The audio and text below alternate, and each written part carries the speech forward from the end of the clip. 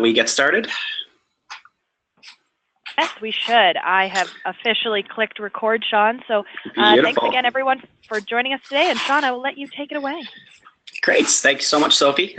So yeah, today, folks, we are going to be giving a little demo of retainer setup and some best practices, as Sophie has mentioned. Just before we jump into that, give you all a little bit of an insight into what Sophie and myself do with Function Point. So I'm the success team lead.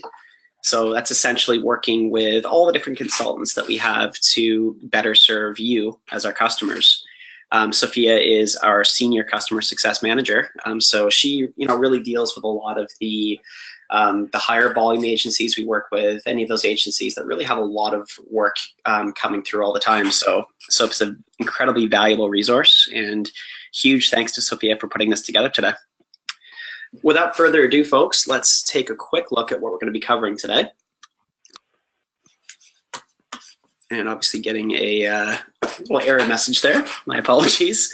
Yeah, so basically on the agenda today, we've got some best practices and some retainer setup sort of scenarios. So we're going to have more of a conversation around that.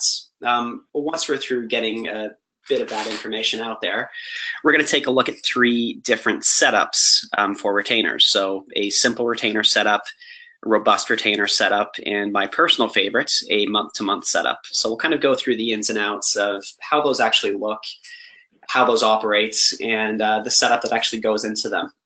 Now, throughout the course of this, folks, please feel free to throw any sort of questions you might have into the chat box. Both Sophie and myself will be actioning those as soon as we can. If we don't get to your question immediately during the webinar, rest assured we will keep these questions and we'll make sure that we get back to you. Okay, so to kick this off, folks, what I wanted to do is actually play a quick little game with you, believe it or not. And it's a game that I love to ask our customers, and it is simply called, what is a retainer? So if I could get a couple people just in that chat box, if you could just quickly type in, what is a retainer to you? Now, I promise there's a point to this, but if you could just throw a couple different examples in there, what do we think a retainer actually is? And let's wait for a couple of responses to come through here.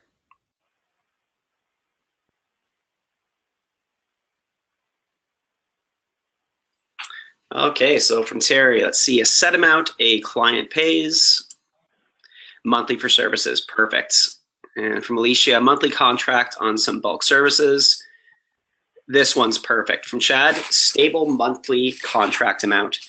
Now, guys, the reasons why I wanted to ask this question before we start off, if we're talking best practices on a retainer, you'd be surprised the amount of people that, that we'll work with regularly, that will have a setup with one of their customers where they're receiving X amount of dollars per month.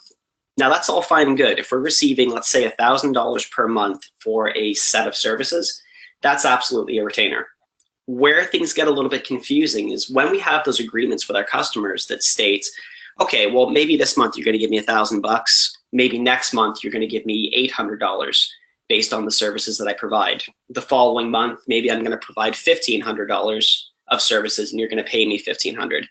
Now, a lot of people will assume that that's a retainer. It's not. A retainer really is a stable monthly contract, as you mentioned, Chad, a stable monthly contract, so a contracted amount that we're going to receive for a stable set of services. That's really the key there, folks. It's stability on both sides. We're going to receive X amount of income month to month, and for that X amount of income, we're going to make sure that we provide all the different services that we've listed from the beginning.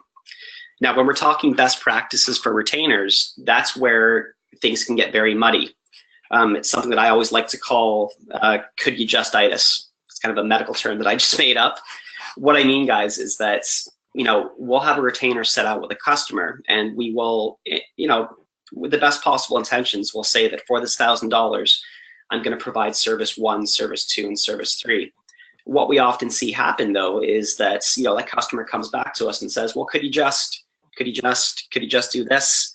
All of a sudden, that retainer that we have set up for that customer, it really starts to get out of scope fast. So that's something that we're going to focus on today as well, is just making sure that when we set this retainer up with the customers, we're being very, very I don't want to say strict, but we are definitely making sure that we've listed out what we're going to provide for these services, what we expect from the customer, and then we'll talk about how we can potentially renegotiate that if we need to. So folks, without further ado, I'm actually going to just exit this presentation here for a moment. I'm going to pull up a demo system, and we're going to walk through a couple different examples here.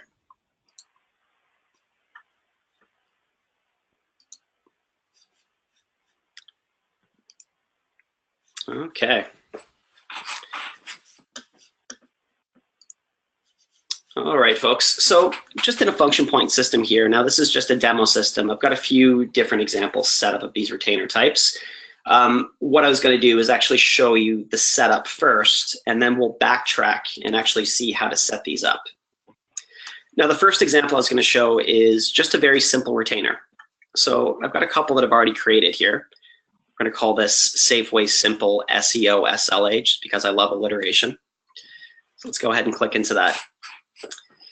Now, for a simple retainer, what this essentially encompasses is a monthly fee that we're going to receive from a customer, as well as a single service set that we're going to provide for them. So in this case, it's just SEO work. So we're going to say that Safeway has contacted us to provide SEO solutions for them on a monthly basis for a 12-month term. I've actually set a project up under our company, Safeway. I've outlined a budget, so $12,000, that reflects that $1,000 payment I'm going to receive each month for a contractual term, in this case, 12 months. How I've actually created this job is I've used one estimate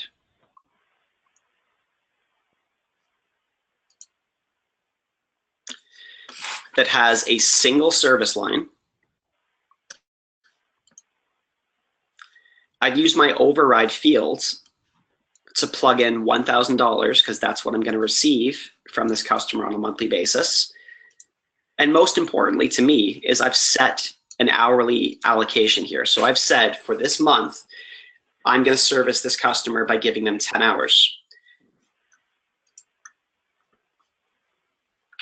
Now, when it's all said and done, once I've got this set up, what I have here is a couple baselines. I can see I've got 10 hours that I can basically provide this customer monthly for SEO work, and I'm going to try to recover that $1,000 per month. So when I'm actually using this, let me just throw some time in here. I'm just tracking time to my SEO service, and let's say that I'm going to track 8 hours.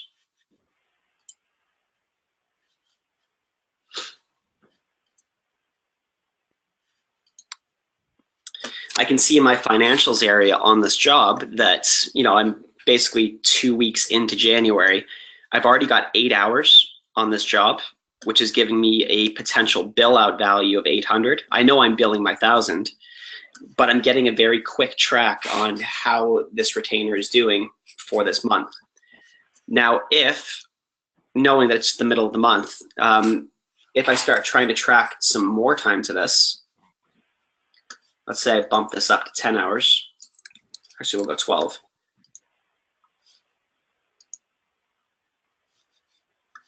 Again, I can see that I've now gone over.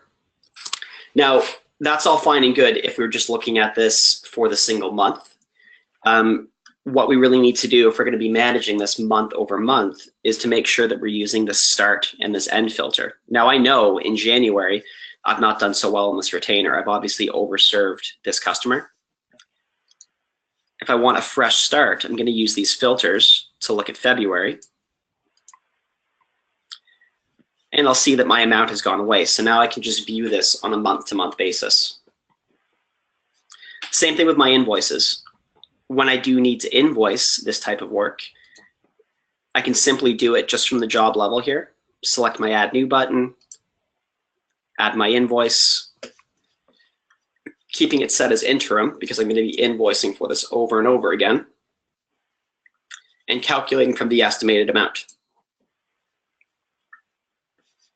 So now I can see I've got a $1,000 invoice for this, so I've collected for this month's services. And again, if I take a look at the financials on this job, I can now see that that invoice amount has been reflected. Setting my financials to February,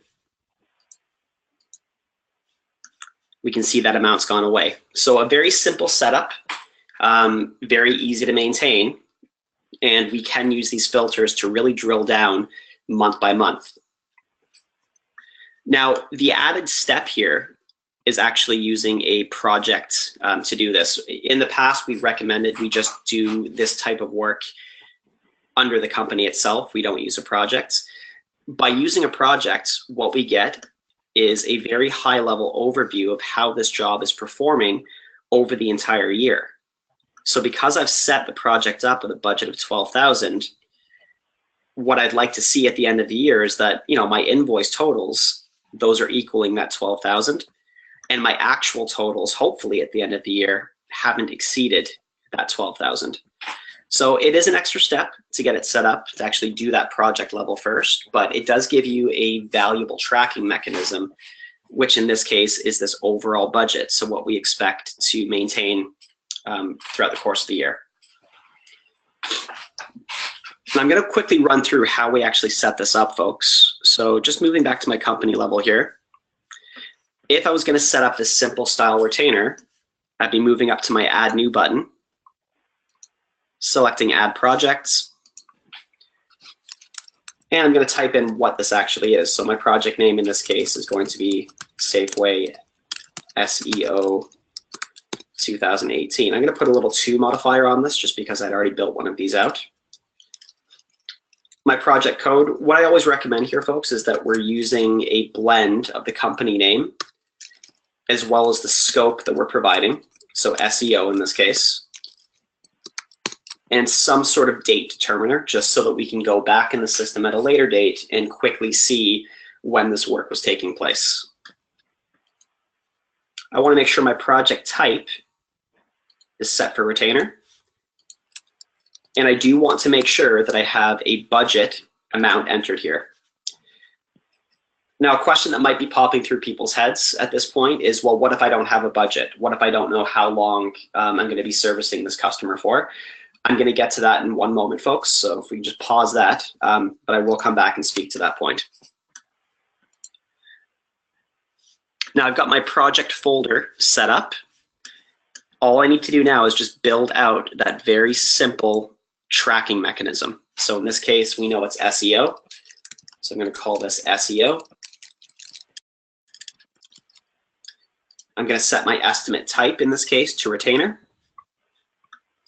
My delivery dates, I'm going to make sure I put this to the end of the contract term. So we're in January right now. I'm going to make sure that this is going to be set for January 31st of 2019. So we really want to have that 1-year term reflected here. I'll set my category to retainer as well, just so that if I'm doing a search through my system, I can easily pull all of my retainer jobs, and I've got one solid place to look instead of me having to go through each company and try to find that retainer job. I've got a tag that will just allow me to find it in any sort of search routine. I'm just selecting my SEO service.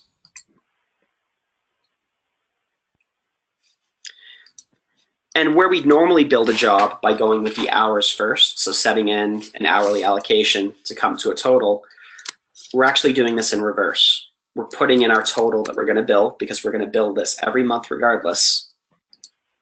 And then in my hours section, I'm actually using this as a target to make sure I'm not over servicing this customer. Now I'm going to go ahead and click on the save here. One step that we oftentimes forget, folks, is to make sure that we approve this. So I'm going to make sure I click on approved. And I'm going to go ahead and click on to add job, just so this becomes an active piece of work that I can start tracking and invoicing against. Now, 2 important points there. Approving that initial estimate before it becomes a job. There is a reason behind that. If this customer had ever gotten back to us and said, well, could you maybe add some SEM to this? Could we maybe add some optimization? You're going to be able to go back into this estimate, add those other service lines if you need to, and the system is going to keep track of those changes for you. It's going to issue those revisions for you. Now, this is very important. If you're doing a post-mortem at the end of the year on this retainer, you're able to go back to that customer at that point and say, well, you know, for the first couple months, we did just provide SEO for you. Maybe 3 months down, we saw the scope change a little bit, and you can actually show them the evidence in the system that, okay, so we've expanded here, we've expanded here, we've expanded here. It gives you a running tally of the changes to those jobs.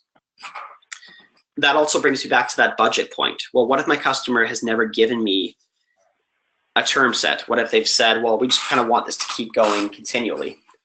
You can. I understand that, you know, that's how a lot of people will operate with retainers. Is that a best practice? Absolutely not.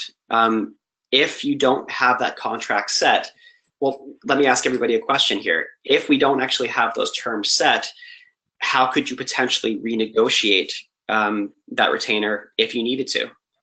So if we didn't say, if we had said that, well, this will just keep going on, you know, until you say stop, you're going to give us $1,000 a month. If we discover 3 months into this retainer that we're constantly providing at least $1,500 of work on a monthly basis, if we haven't actually set out any sort of term set with these folks, if we haven't said that we're going to reevaluate after 3 months or this contract is valid for 12 months, we don't really have a leg to stand on. We've agreed to provide work at $1,000 per month to this customer, basically until they say stop. So if we're over servicing them, you know, at that point, it's kind of too bad for us. We've already said that we're going to continue to do this until you no longer want us to do it.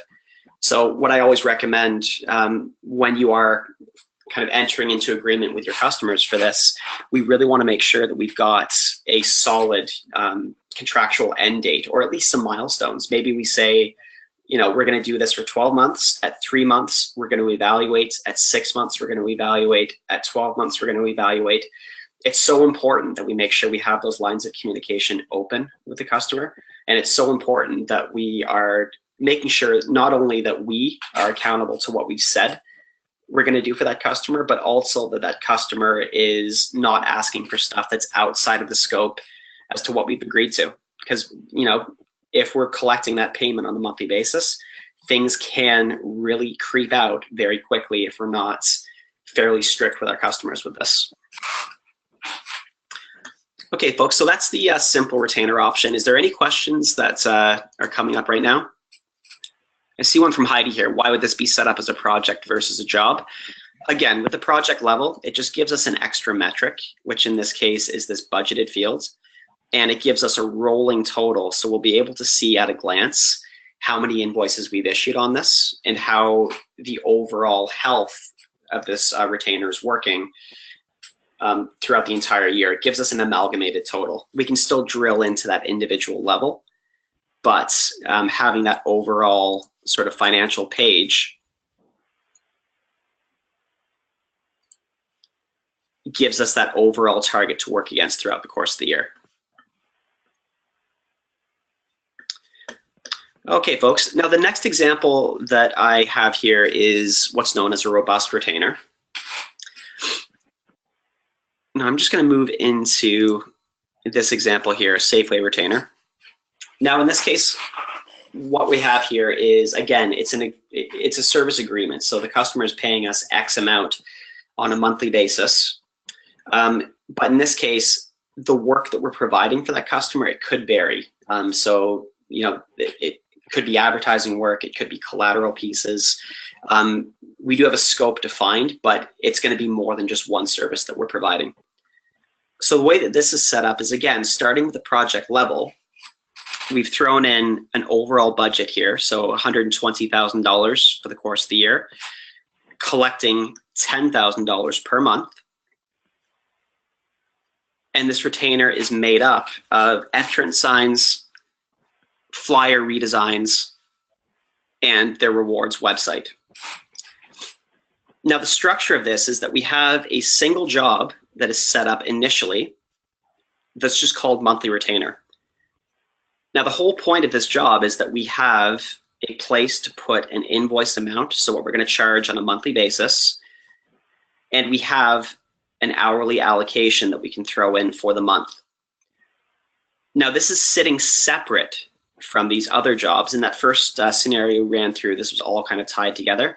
This is sitting separate from those other jobs because in this case, we're looking for a little bit more granularity in terms of reporting. We want to be able to dive into this entrance signs piece, and we want to see specifically how much work has just gone into entrance signs. We want to be able to see how much work has just gone into flyer redesigns. And if the customer ever asks us for something new, we're actually adding another piece of work here. So let's call this end caps.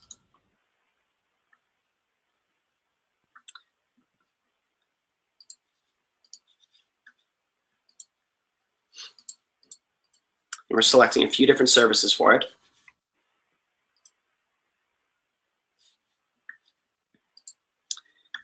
Again, we're marking this as approved. You'll notice in our services that we're not actually throwing any sort of hours in this, nor any sort of financial value. This is really just collect time that we spend on this end caps piece.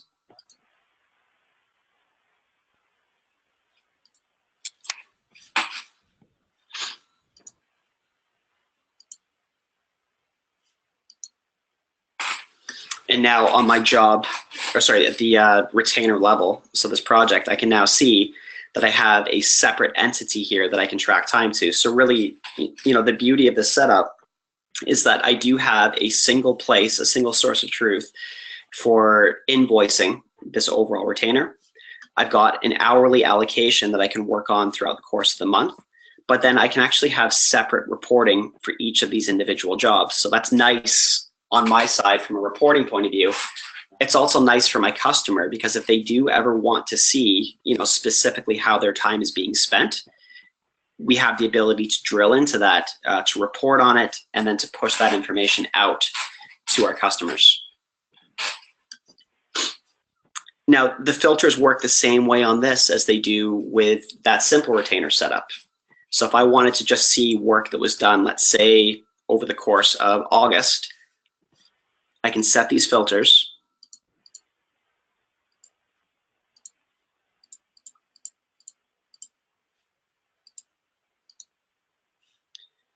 And then I can start drilling down and seeing, which months I've possibly over-serviced or which months I've under-serviced. So in this case, I can see for August, we're at 112 hours. Our target was to work 100 hours on this. Those 112 hours are split between my entrance signs, my flyer redesign, and my rewards website. If I took a look at September,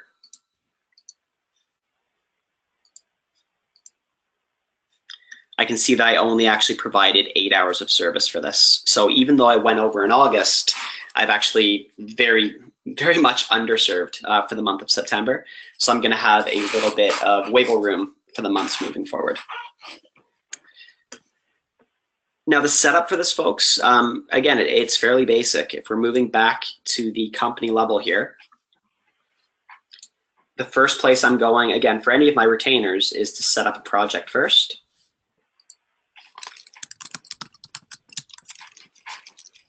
Now I'm just going to go ahead and call this robust. I'm sure we would have much more creative name for this.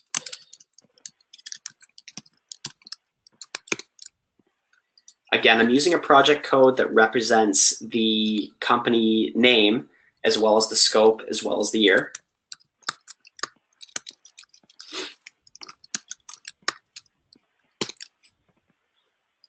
My project type in this case is again going to be retainer. And my budget is reflecting the overall value of this contract. So I know I'm charging $10,000 a month. This is a 12-month term. So I'm throwing a budget in of $120,000. So once I've got that project folder built, the very first thing that I'm going to build here is going to be my invoicing / retainer services job. So I'm going to call this retainer services. I'm setting my estimate type of retainer. My delivery date in this case is going to be, again, the end of the contract term, so January 31st, 2019.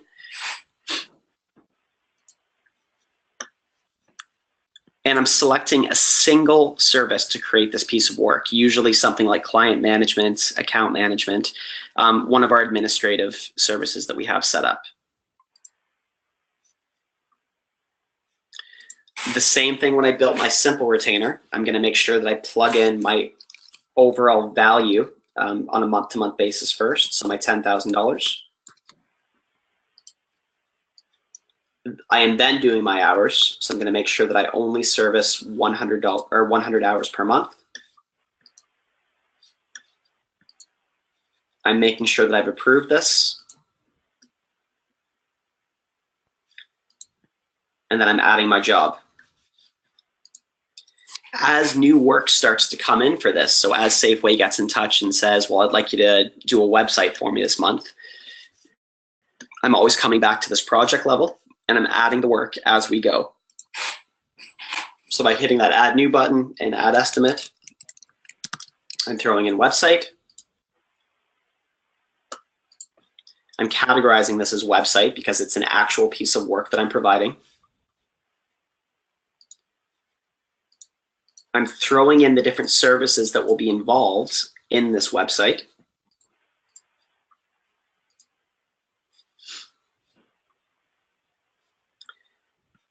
And again, I'm making sure that all of these fields here, these are left blank. This is just serving as a tracking mechanism. Let's make sure this is approved. And I'm going to go ahead and select Add Job. So now, if I'm taking a look at this project level, I can see I've got my overall target for the month, 100 hours. That 100 hours is worth $10,000 for me. And as I start tracking time to this actual website piece, we'll see these actuals start to populate. So let me go ahead and actually track some time to this just so you can see how that looks.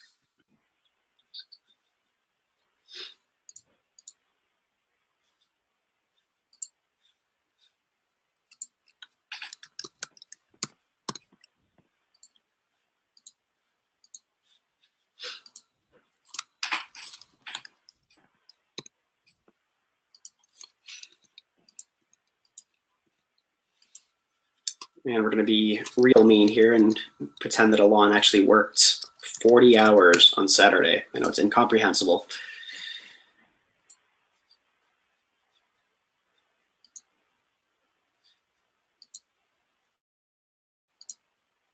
Now, when I move back to this financial section on this job, I can see that we've actually collected 72 hours on this website piece for this month. I'm still under my target, so I'm still under 100 hours. I know what I'm going to be billing for this customer. I haven't actually collected that yet, but if I were to invoice off of this, again, just by clicking into that first job, that retainer services piece, collecting that estimated amount, so that $10,000, and again, we're going to make sure this is always kept as interim until that final invoice.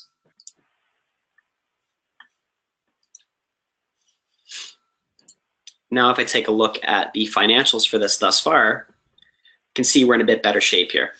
So I had estimated for this month 10,000. I had estimated I'd serve 100 hours. I've actually only put in 72 hours for this, and I've collected 10,000 so far. When it comes time to start on February, I'm using my start and my end. And again, I've got it's a new month. I can take a look at this at a blank slate level, and then I can start collecting my metrics for the month of February.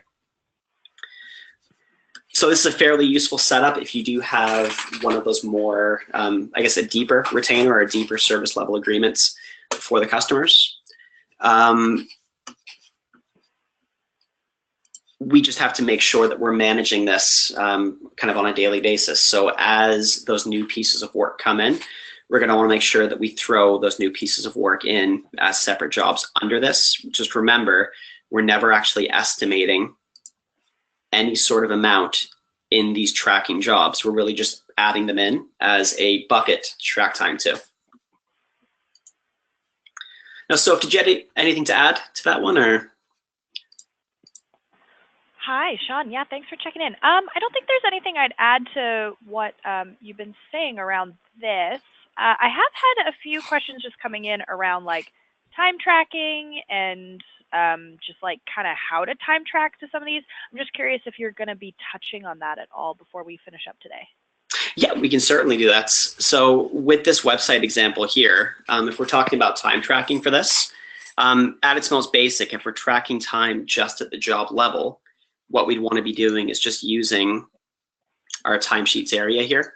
So I know my tracking job in this case is for the website work. So I know my job number is 30369. If I didn't know what the job number is, I could probably just type in website. I would see a list of all jobs that have the term website in it. I could select the actual job I'm working on, and again, I'd select, just as per usual, I'd select whatever sort of service it is that I was providing on that website, and then I'd track my time as per usual. I think you saw in the last example, I was also using my weekly view to do that. So if I was heavily serving this piece, I could use that weekly view just to enter my time in a little quicker fashion. So let's say I did some archiving here. So again, all of that time is just rolling up into my tracking job. I can see I'm at 96 hours now. And again, it's, we're comparing this tracking job to the overall sort of retainer job here. So I can, again, I've got that running tally, my 100-hour targets, and the actuals that I've accrued throughout the course of the month. Now, if we're talking about tasks, I'm actually going to go through that in the next example, which is going to be our month-to-month setup.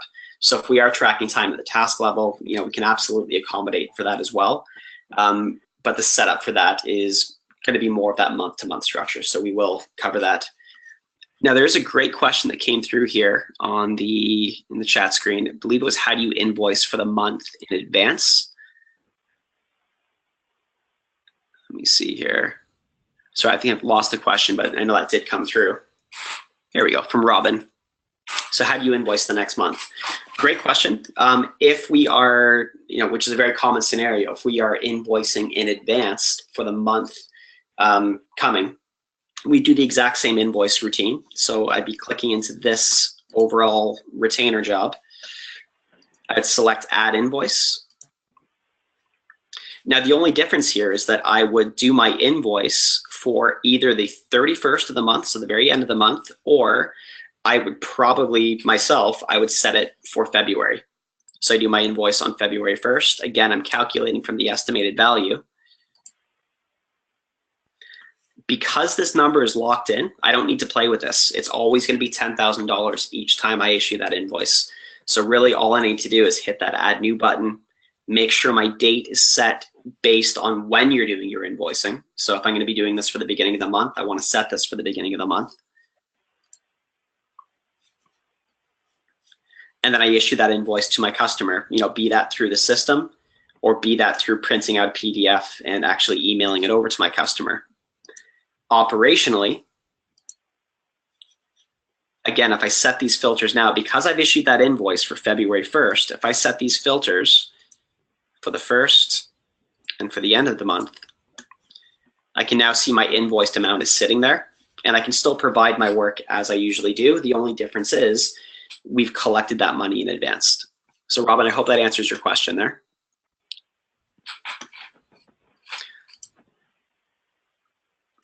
Same thing with your question, Jean. You invoice 15 days prior to the new month. Exact same routine there. So you basically just issue that invoice at whatever date you commonly do your invoicing. You can do it in advance. You just have to make sure that you set that date on the invoice to reflect whenever it is that you are actually going to be invoicing. Because it's all going up to that invoicing job, it's not going to affect the actual work that you do. You're always going to be comparing those two jobs or those three jobs, however many you have in there. But because you're just using that single line to do those invoices, you can really do the invoice whenever you need to. You can do it in advance, you can do it in arrears. You just have to make sure you're setting the date.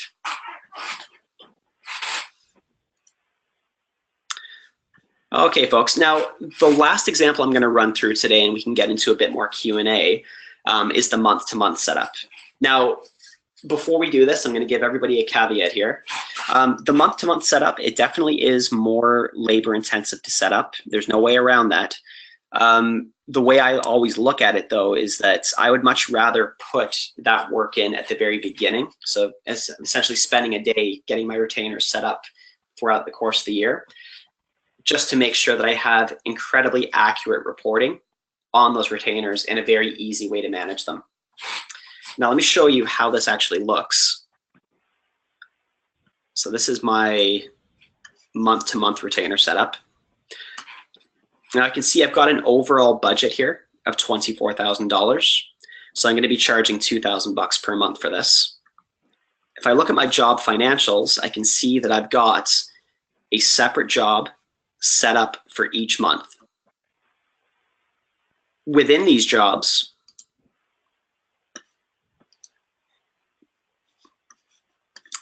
I've got a very simple setup here. So just SEO work, the same setup as before. I plugged in what I'm going to be charging the customer and an hourly allocation.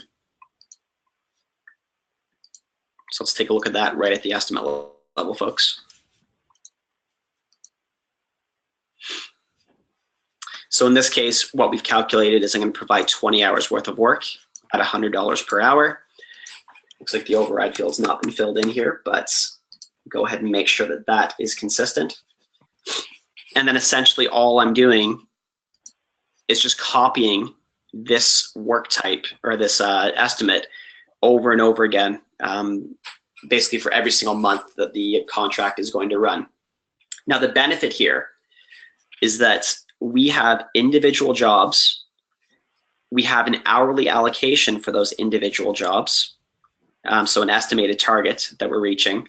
We've got an amount that we're going to collect for each of these individual jobs. So if we have our system set up in such a way to give us an alert or some sort of on-screen reporting when jobs are starting to go over budget, this accommodates that for us. If I was looking at my January piece of work and I had seen that I had estimated 20 hours for this, once I start hitting this 24 hours here, if I'm looking at some of my BI visuals, that is going to populate some of this job summary information. So if I know that I've got jobs that are over budget, let me just move down this list here. Oh, sorry, folks. So 30334.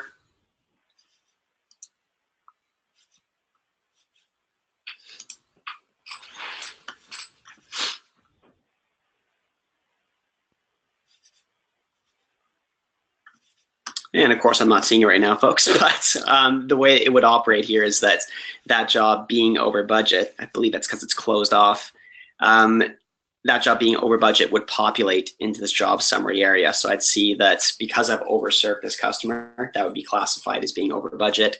So that would actually populate in my job summary tile as being something that was over budget. Now to walk you through the setup of this, we're going to build something out a little bit more advanced here, but just to show you that it really is quite easy to set up once you kind of get that initial piece set up. We're going to start at the company level, and again, we're always going to start with a project here. So in this case, I'm going to say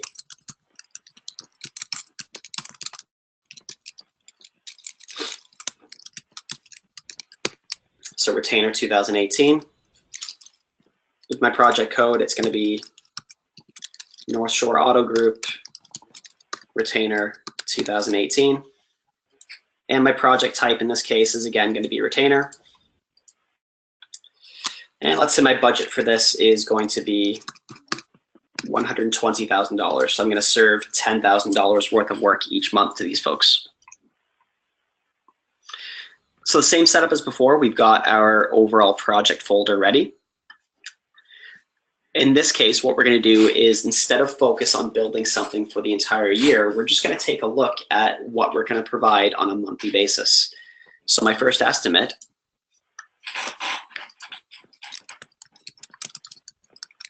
is going to be called NAG Retainer January. I'm going to keep this set as retainer. My delivery date in this case is just going to be the end of the month.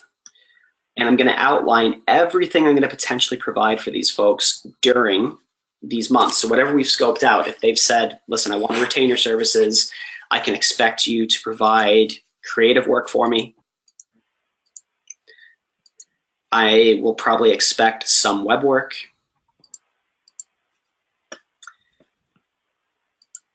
And you might even do a bit of video work for me.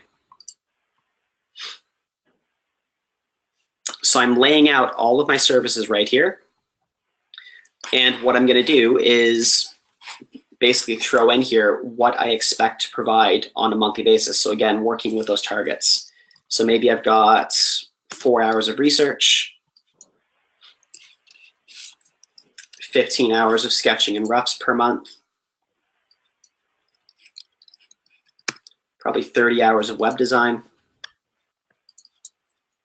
5 hours of SEO work. So obviously, if we're doing this, folks, we're going to want to make sure that we have, really scoped this out with the customer. So we outlined specifically what we're going to provide.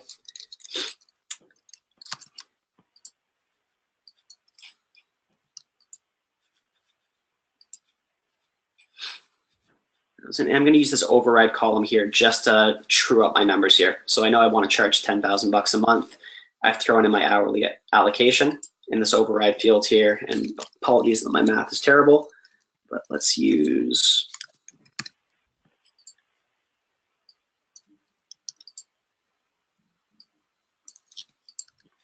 so I'm going to use that override column just to give a final tweak, just so I can get to my total amount. Now, once I've got that set, again, I'm going to make sure that this estimate's set to approved. I'm going to go ahead and add my first job. But I don't need to rebuild that every single month. All I need to do is just go back to this project details section. And I'm just going to copy this January estimate over. So I hit that copy button. I rename this to February. Set the delivery date on this one to February 28th.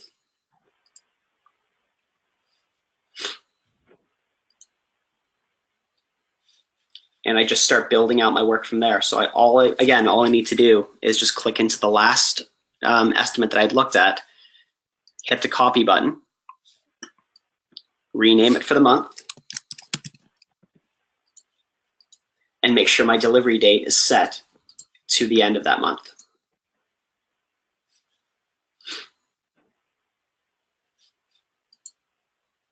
Now what this does is it gives me, again, I've got my overall budget here. So once this is all built out, my budget amount is going to match my estimate totals. At the end of the year, my invoice totals should match my budget and my estimate totals.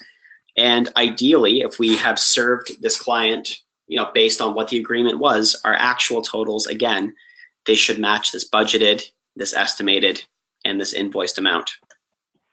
Now, the real beauty of this setup is, again, if we start going over budget, we are going to be able to see that visually with our job summary. Once we go over budget, that will start pulling into this over budget category. We can still invoice quite easily on this. So if I want to do my invoice for February, because my estimated amount is plugged in there, it's locked in, I can do my invoicing in advance, just as I usually would.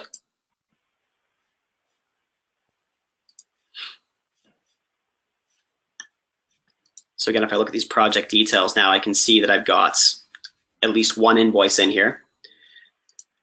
I can still drill down month to month to see how things are looking. So I can see what the actuals were for February, for March. But where this really starts to come into play is when it comes down to scheduling this piece of work. So for January, if I wanted to apply a schedule to this,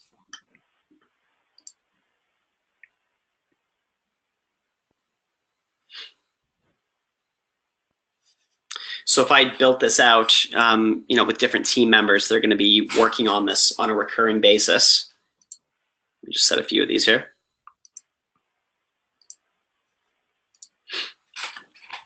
I could essentially push these tasks out for this month.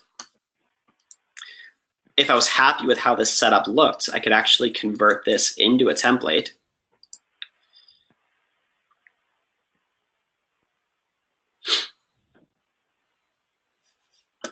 And let me just call this.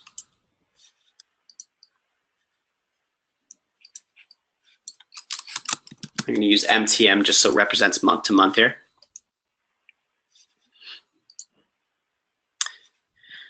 And then when it came time to schedule the other pieces of work, so February, March, I'm not having to start from scratch. I can actually just go into the job, apply the schedule, and then I've got my template that, again, it's consistent right across.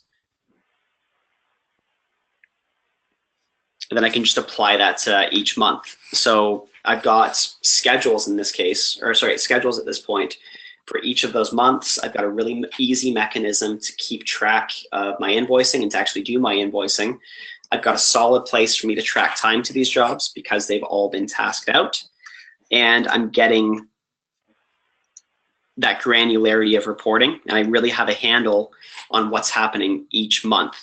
So again, a bit more of a setup to get this ready, but you're going to get a lot of reporting out of this. You've got a very simple place to kind of action this job, and you get to use tasks at this point, which really helps with our resourcing. And let me show you how those would look here.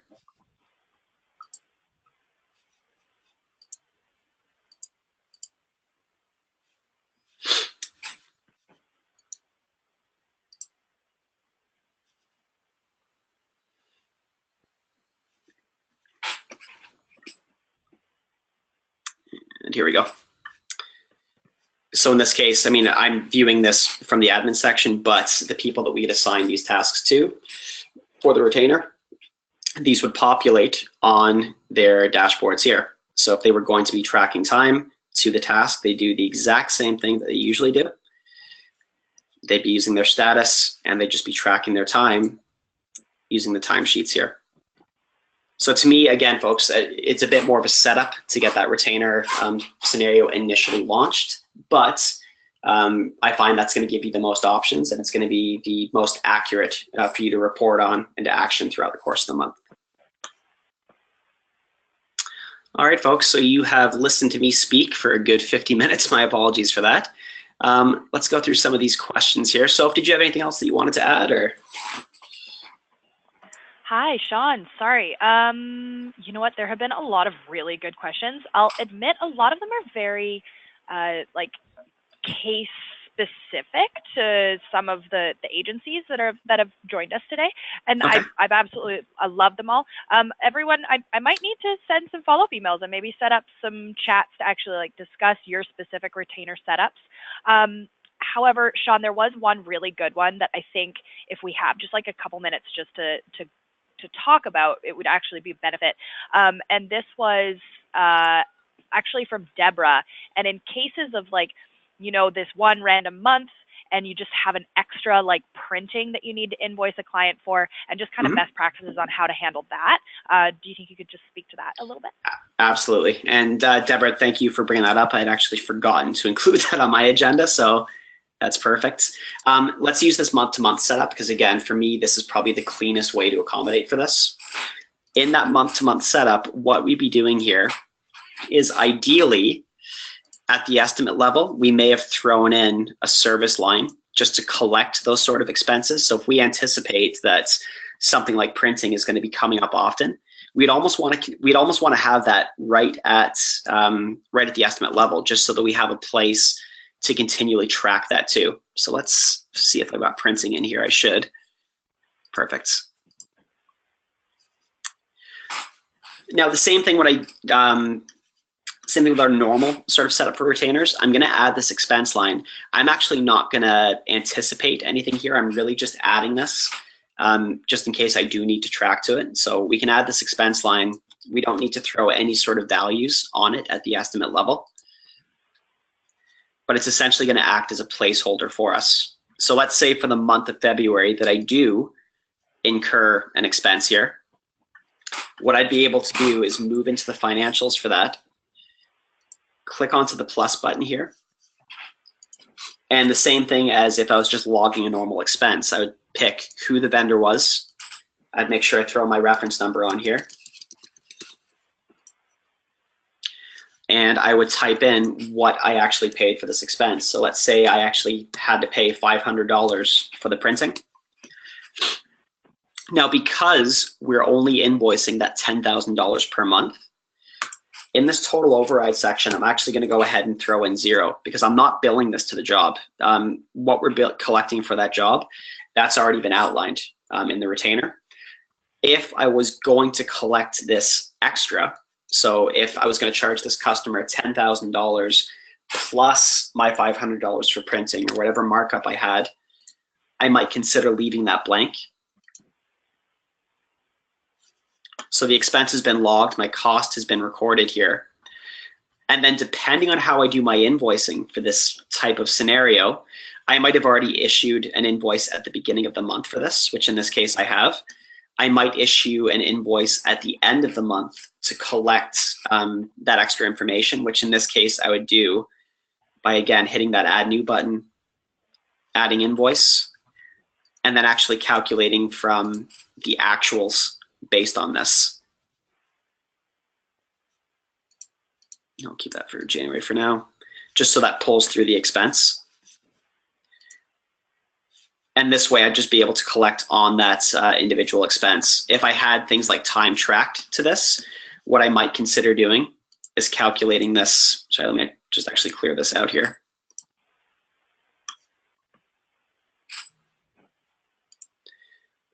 What I might actually do is calculate this from none, which is always an interesting feature. It just basically gives us a blank slate in the system.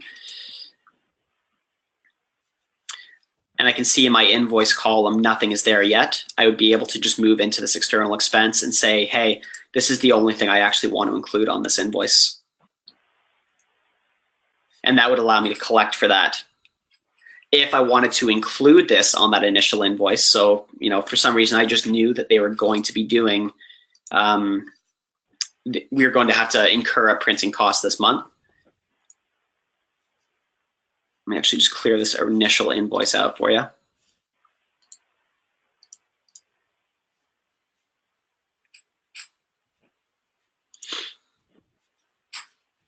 What I might consider doing is on that initial invoice, set that to February. Again, I might consider calculating this from none in this case. And then hitting my estimated header, just so it pulls through my 10,000. And then again, selecting my external expense. So basically choosing to invoice this. So I'd collect everything up front. So it's really going to be up to you how you invoice for that. If you want to separate it into 2 invoices or just roll it all up into 1. But with that month-to-month setup, as long as you have that expense line sitting there, you're absolutely able to add that to the job. And then it's going to be up to you how you action it. Do I just record the cost, or do I record the cost and collect on that from the customer? So Deborah, hopefully that answers your question. Awesome. Thank you for tackling that, Sean. Well, we have about 5 minutes left in the webinar. The questions have slowed down a little bit. We actually do have Gareth with just a side note question on, is the login for the FP app the same as the website? Yes, it is, Gareth. So that shouldn't change for you at all. But Sean, if maybe we can wrap this up. Everyone, I'll stay online for another couple minutes, just answering any questions that maybe come up.